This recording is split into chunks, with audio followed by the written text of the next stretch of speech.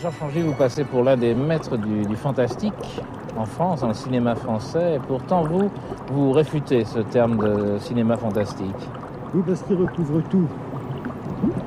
Aussi bien le fantastique qui est dans la forme que le cinéma d'angoisse qui est dans l'émotion. Alors que je suis très proche de ce qui est insolite, de l'image insolite qui, elle, est dans la vie, dans le quotidien.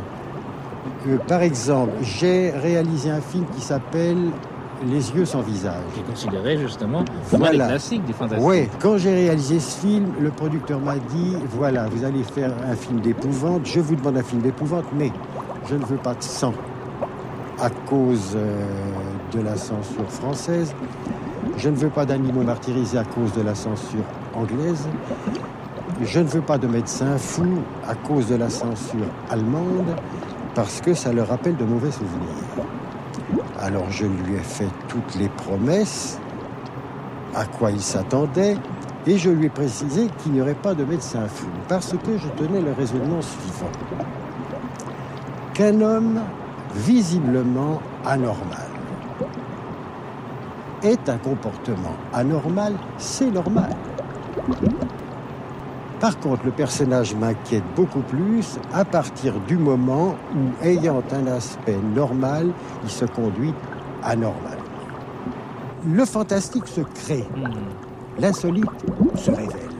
On ne fabrique pas. Alors quand même, on peut, dire que les yeux sans visage, c'est l'histoire d'un médecin qui n'est pas fou, donc vous l'avez dit, qui veut donner un visage à sa fille qui a eu un accident et qui n'a plus que les yeux. Voilà, sa fille a été brûlée par sa faute, a été brûlée par sa faute, et l'amour paternel, la vanité professionnelle. Est-ce qu'il n'y a pas une petite équivoque dans les rapports du père et de la... Mais bien sûr. Ça fait partie aussi du fantastique, mais... absolument, mais c'est très... Ça touche à la sexualité aussi. Mais bien sûr, vous voyez, pour en revenir à ce que je disais, à propos du fantastique, à propos du spectacle fantastique, je n'aime pas ça, ça ne m'attire pas, ça ne m'émeut pas, et je n'y crois pas. Je n'y crois pas parce que, étant jeune, je ne croyais déjà pas au récit d'enchantement. Ça m'emmerdait. Par contre, la réalité me surprenait. Et quelquefois, elle me faisait peur.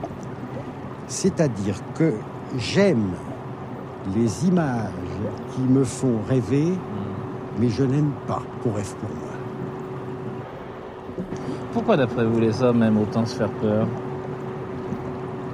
Ils n'aiment pas se faire peur.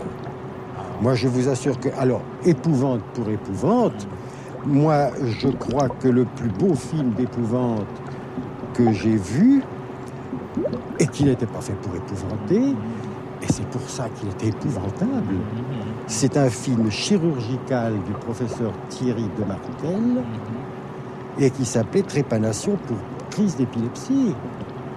Alors, je vous assure que les gens s'évanouissaient assis.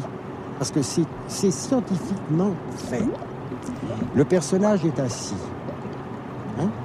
Il n'est pas allongé. Il est assis. Alors d'abord, il apparaît tordu.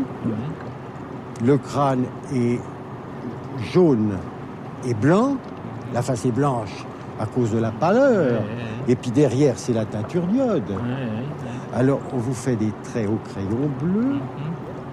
On vous ouvre ça avec un bistouri et on fore avec le trépan électrique du professeur Thierry de Martel, dont on vous explique le fonctionnement.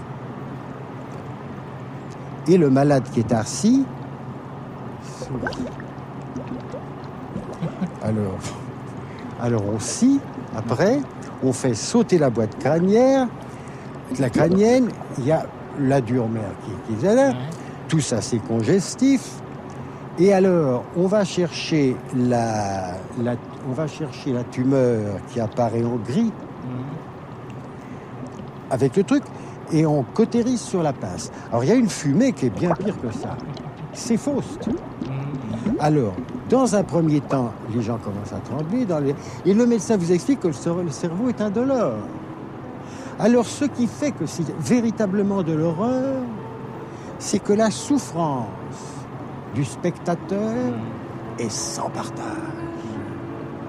Bien sûr, si on voyait le patient souffrir comme ce serait équilibré. Mais pas du tout, il souffre pas, il rigole. Alors c'est terrible.